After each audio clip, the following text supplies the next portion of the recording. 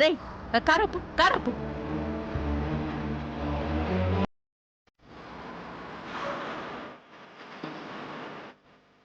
ఈ కార్ వెనక్కి తిప్పి సీత దగ్గర ఆపు. అలాగే అమ్మగారు.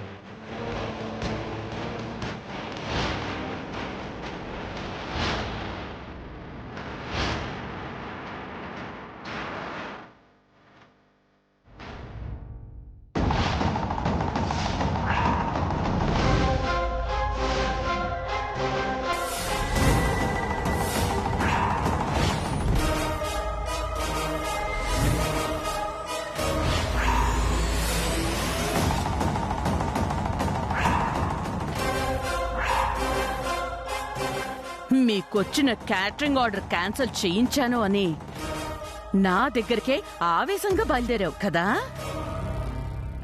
అవును, కానీ నాకు ఒక అనుమానం. అడుగు. ఎలాగో పని పాట లేకుండా పగ ద్వేషం అంటూ మా వెంట పడి వేధించుకొని తింటున్నారు. వయసు ఎలాగో పెరిగింది, ఇంటి పట్టునైనా ఉండొచ్చు కదా. నేనే పని మీద బయటకొచ్చినా సరే కారులో వచ్చి దర్శనమిస్తారేంటి? అంటే మీకు ఇంట్లో బోరు కొట్టి నాతో మాట్లాడడానికి ఇక్కడిక్కడే తిరుగుతూ ఉంటారా? నేను నీ భర్తని నీ కుటుంబాన్ని నీకు దూరం చేసి మిమ్మల్ని రోడ్డు మీద తిప్పేదాకా నాకు తిరుగుడు తప్పేలా లేదు సీత. అది ఎలాగూ జరిగే పని కాదు, కానీ మీరు కనీసం ఇంట్లో కూర్చుంటే మీకు పెట్రోల్ డబ్బులైనా మిగులుతాయి కదా. హ, అవి మిగలకపోయినా నాకొచ్చిన నష్టమేమీ లేదు. పాపం పెద్ద ఆర్డర్ వచ్చి నువ్వు మిగులుతాయనుకున్న డబ్బులు పోయాయి కదా సీత.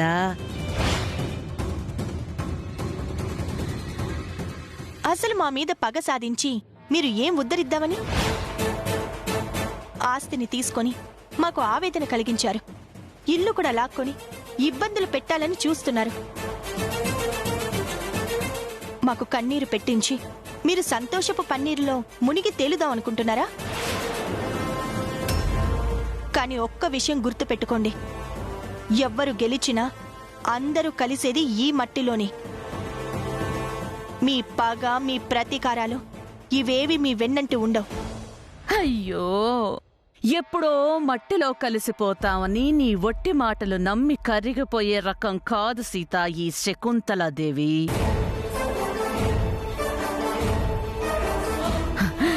నా బిడ్డ దూరమై నా కన్న పేగు అనుభవించిన క్షోభని ఆ రామరాజు కూడా అనుభవించి తీరాలి. బ్రతికుండగానే మీరందరూ నరకాన్ని చవి చూడాలి.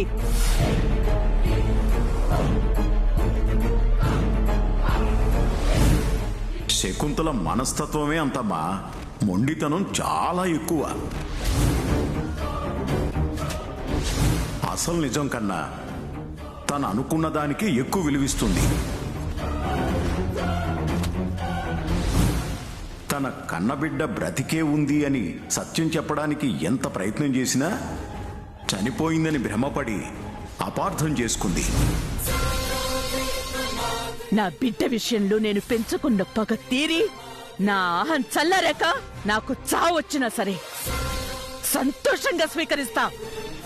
రామరాజు గారు ఏదో తప్పు చేశారని మీరు భ్రమపడి అసలు వాస్తవం తెలుసుకోకుండా మా మీద పగ పెంచుకున్నారో అది నిజం కాదు అని మీరు పశ్చాత్తాపడే రోజు తొందరలోనే వస్తుంది. ఇంకో క్యాటరింగ్ ఆర్డర్ క్యాన్సిల్ అయ్యి నువ్వు బాధపడతావేమో. బహుశా అదే ఫోన్ అయి ఉంటుంది. లిఫ్ట్ చేసి మాట్లాడు. హలో, సీత గారా? అవునండి మేడం, మేము విఐపి మీటింగ్ కోసం ఫుడ్ ఆర్డర్ ఇచ్చామండి. వాళ్ళు అందించలేకపోయారు. ఎంక్వైరీ చేస్తే టయానికి మీరు అందిస్తారని చెప్పారు. అమౌంట్ ఎంతైనా పర్లేదండి, మీరు అరేంజ్ చేయగలరా? మీరేం కంగారు పడకండి, మీ అడ్రస్ చెప్పండి, నేను పంపిస్తాను. అలాగే మేడం, మెసేజ్ పెడతాను. Thank you. మంచిదండి.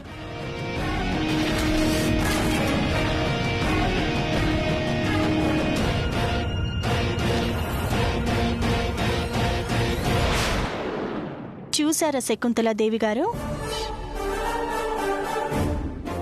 మీరు చాలా మందికి ఇవ్వాల్సిన క్యాటరింగ్ ఆర్డర్ క్యాన్సిల్ చేశారు. మీ కళ్ళెదురుగానే నాకింకొక ఆర్డర్ వచ్చింది. కాలం మారిపోయిందండి. చేసిన పనికి రిజల్ట్ వెంటనే వచ్చేస్తుంది. మీరు అన్యాయంగా బాధ పెట్టాలని చూస్తే దానికి డబుల్ ధమాకా ఆఫర్ లాగా నాకు సంతోషమే కలుగుతుంది. మీరు తప్పు చేసిన ప్రతిసారి నాకు మంచే జరుగుతుంది. ఇది మాత్రం బాగా గుర్తుపెట్టుకోండి.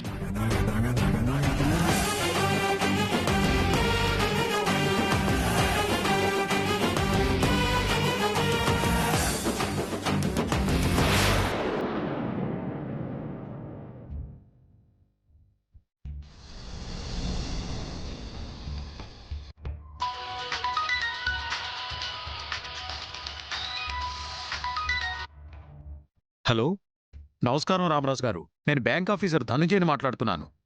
చెప్పండి ధనంజయ్ గారు. తనఖాలో ఉన్న మీ ఇల్లు తమదే అనిపించుకోవడానికి గడువు తేదీ ఎల్లుండేనండి. మీకు తెలిసిన విషయమే అయినా బాధ్యతగా గుర్తు చేద్దామని ఫోన్ చేశాను. అదే పనిలో ఉన్నాను ధనంజయ్ గారు. మీరు గుర్తు చేసినందుకు థ్యాంక్స్. థ్యాంక్స్ ఎందుకు రామరాజు గారు? ఒక విధంగా నేనే మీకు క్షమాపణ చెప్పాలి. మీ ఇంటి స్థలం నాకు బాగా తెలుసు. ఉద్యోగరీత్యా ఇవి మాకు తప్పకపోయినా మీ ఇంటి వేలంపాటను ఆపాలని నేనెంతగానో కృషి చేశాను. కానీ ఆ శకుంతలాదేవి పట్టుపట్టడం వల్ల మా ఫార్మాలిటీస్ ప్రకారం, కోర్టు రూల్స్ ప్రకారం ఎల్లుండే వేలంపాట పెట్టాల్సొచ్చింది. నేను 10 మందికి తీర్పులు చెప్పేవాడిని. రూల్స్కి వ్యతిరేకంగా మీరు చేస్తానన్నా నేను అంగీకరించను. మీ బాధ్యత మీరు చేయండి. వీలున్నంత వరకు ఇల్లు పోకుండా ఉండటానికి నా ప్రయత్నం నేను చేస్తాను. ఉంటాను రామరాజు గారు. అలాగేనండి.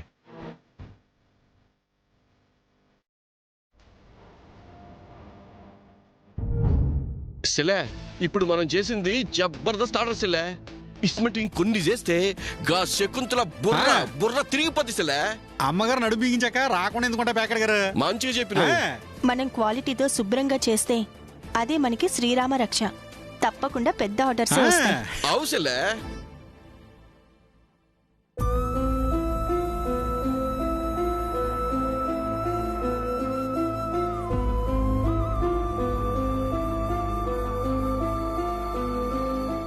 డల్గా ఉన్నారేంటండి? బ్యాంక్ ఆఫీసర్ ఫోన్ చేశారు సీత. బావా, అప్పుడే 5 దినాలు అయిపోయినావు బావా. ఇంకొక దినమే టైం ఉన్నది. ఏం చేద్దామండి? ఏం చేయాలన్నా కూడా ఉన్న గడువు ఒక్కరోజే సీత.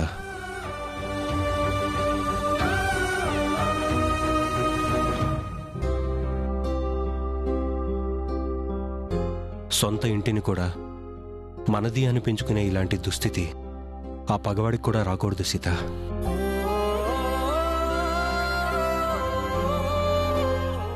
మన నుంచి ఇల్లు దూరం కాదు అనే నమ్మకం ఉన్నా కూడా ఏదో తెలియని భయం. ఈ ఇంట్లో ఎన్నో జ్ఞాపకాలు, అనుభవాలు, అనుబంధాలు ఈ ఇల్లు వదిలి వెళ్ళొద్దని గుర్తు చేస్తూనే ఉన్నాయి. ఒకవేళ ఇల్లు వదిలేయాల్సిన పరిస్థితి వస్తే నా గుండె పగిలినంత బాధగా ఉంటుంది. మీరు అధైర్యపడకండి, మనం మన ఇంట్లోనే ఉంటాం. బాబు గారు, దేవాలయం లాంటి ఇల్లు పరాయి వాళ్ళ పాలు కాకుండా ఎలా అయినా కాపాడండి.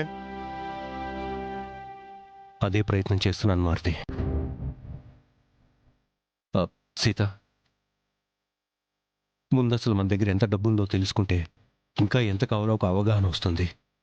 శంకర్, శ్రవణ్ని కూడా వాళ్ళ దగ్గర ఎంత ఉందో అడుగుతాను. అదే మంచి పనండి. ఎంత డబ్బుందో క్లారిటీ వస్తే దాన్ని బట్టి మిగతా దాని గురించి ఆలోచించవచ్చు.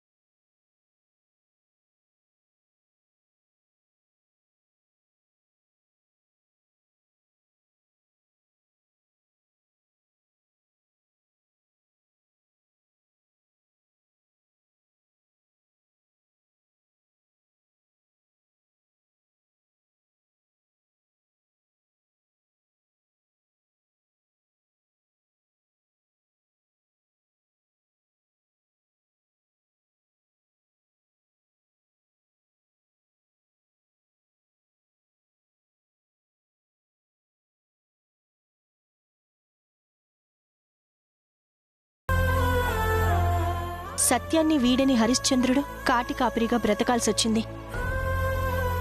ఉన్నదానిలో బ్రతకడమే మన చేతుల్లో ఉంటుంది, కానీ మనం అనుకున్నట్టుగా జీవించడం మన ఆధీనంలో ఉండదండి. మనం పడుతున్న కష్టాలకి మీరే కారణమని ఎప్పుడూ అనుకోకండి. అలా అని మన ఇంట్లో వాళ్ళు కూడా ఎవ్వరూ అనుకోరు. అవునన్నయ్య, ఇప్పటిదాకా మన కుటుంబాన్ని ఏ లోటు లేకుండా అన్ని విధాలుగా నిండుగా ఉంచిన నువ్వు కష్టం వచ్చేసరికి నిందని నీ మీద వేసుకుంటున్నావా? అన్నయ్య, నువ్వు సంతోషంలో ఉన్నప్పుడు మేము నీకెందుకన్నయ్య? ఇలాంటప్పుడేగా తోడుండేది.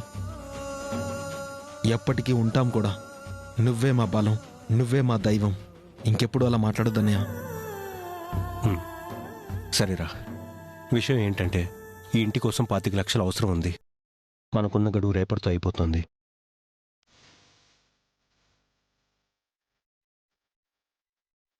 సరే, అందరి దగ్గర డబ్బు ఎంత జమ అయిందని ఒక అవగాహనకు వస్తే కావాల్సిన దానికోసం ఆలోచించవచ్చు. ఎవరెవరు ఎంత తీసుకొచ్చారు? పెద్దవారు మీరే కదా, ముందు మీరు చెప్పండి బావగారు. నేను పనిచేస్తున్న ఫర్నిచర్ షాప్ ఓనర్ ధర్మారావు గారు ఇప్పుడిప్పుడే నిలదొక్కుంటున్నారు కాబట్టి అడ్వాన్స్ కింద అడిగి కొంత డబ్బే తేగలిగాను. ఆయన్ని ఒత్తిడి చేయలేకపోయాను. నేను రైస్ మిల్లులో పనిచేసి విజయనగర్కి తీసుకొచ్చిన డబ్బులన్నయ్య. అన్నయ్య, ఈ అమౌంట్ మా ఓనర్ని రిక్వెస్ట్ చేస్తే ఇచ్చాడు.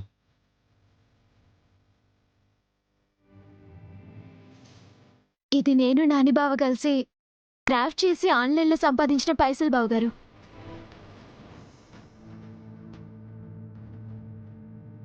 ఇది డాన్స్ క్లాస్ నేర్పుతున్నాను కదా, అందులో వచ్చిన డబ్బు. ఏమండి, రాజన్నయ్య మారుతి సహాయంతో నేను సంపాదించిన డబ్బండి.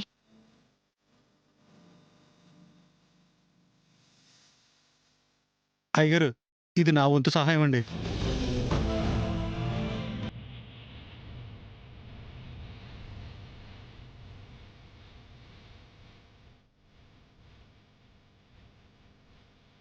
అందరూ నన్ను చూస్తున్నారేంటి? బిజినెస్ అయితే తప్ప వేరే ఏ పని చేయలేనని నేను ముందే చెప్పాను కదా. మన కోసం అనుకొని మేమంతా పనిచేశాం.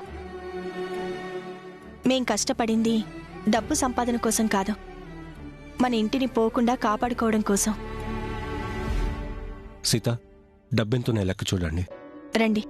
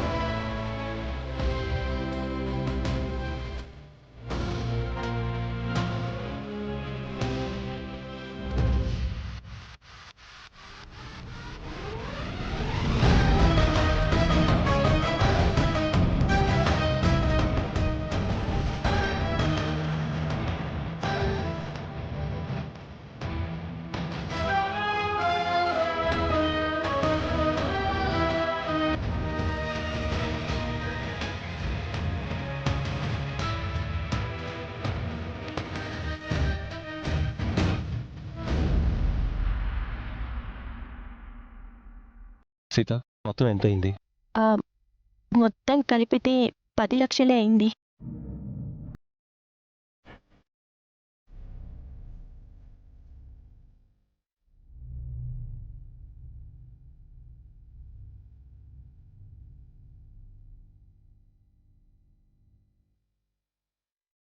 ఇంకా 15 లక్షలు కావాలి. ఒక్కరోజే టైం ఉంది. ఏం చేద్దాం అన్నయ్య? దాక్షాయణి సెల్ కూడా ఓ చెయ్యేస్తుంటే బాగుండేది. ఇది మరీ చోద్యంగా ఉందన్నయ్య. నేనొక్కదాన్ని పని చేయకపోవడం వల్ల 15 లక్షలు తగ్గాయా? మీరందరూ 7 రోజులు సంపాదిస్తేనే 15 లక్షలైతే ఆ మాట ఎలా అంటున్నారన్నయ్య? అన్నయ్య, వాదనలకిది సమయం కాదు. ముందా 15 లక్షల కోసం ఏం చేయాలో ఆలోచించాలి. ఏం చేసినా అసాధ్యమే. అందుకే ముందు నుంచి నెత్తి నోరు బాదుకుని చెప్తున్నా, వృధా ప్రయాసాలు మానుకోండి అని. నా మాట ఎవరన్నా విన్నారా?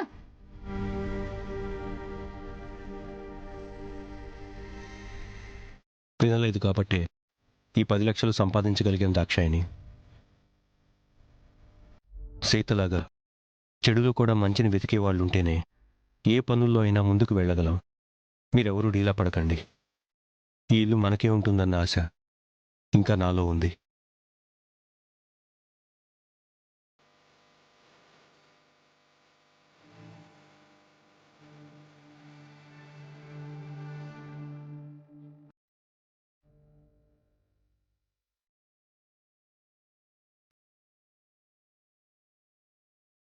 అందరం శక్తికి మించి కష్టపడ్డాంరా.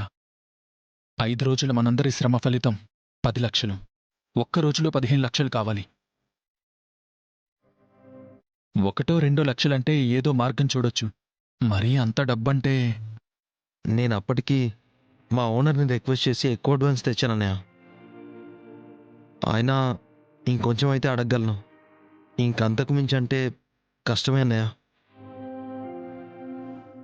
ఎల్లుండి మనందరం కలిసి మన ఇంటిని వదిలి వెళ్ళిపోవాల్సిందేనా అన్నయ్య? ఇల్లు పోకూడదని మన తాపత్రయం రా. కాని ఎలా? ఏం చేయగలం?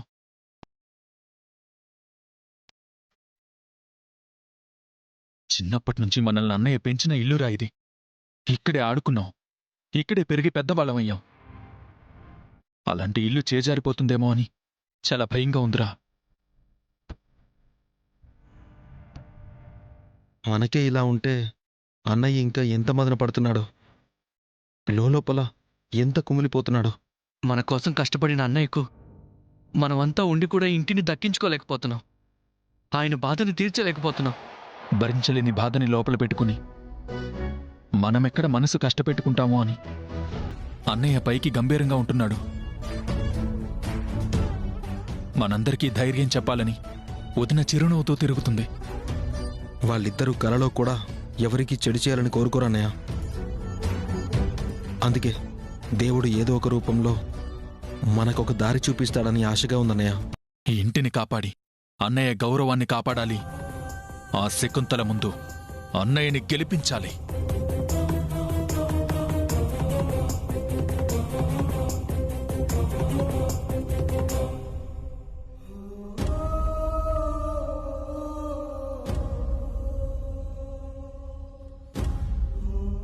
నేను చెప్తే ఒక్కరు కూడా వినలేదు. అక్కడికి మీ అందరూ పని చేస్తుంటే నేనేదో అడ్డుపడుతున్నట్టు, నెగిటివ్గా మాట్లాడుతున్నట్టు ఫీల్ అయ్యారు. అరే, వారం రోజుల్లో 25 లక్షలు ఎంత కష్టపడ్డా ఎలా వస్తాయని ఒక్కరైనా ఆలోచించారా? ఇప్పుడు తెలిసిందా అది అసాధ్యమని? నువ్వు గమ్మత్ ముచ్చట చెప్తావేందక్కా? ఒలింపిక్స్ పోటీలలో ఉరికేటోళ్లలో కూడా ఎవరో ఒకళ్ళే ప్రపంచ ఛాంపియన్ అవుతారు. వాళ్ళని దాటుడు కష్టమని మిగిలిన వాళ్ళు ఉరుకుడు మాంతరే ఏంది?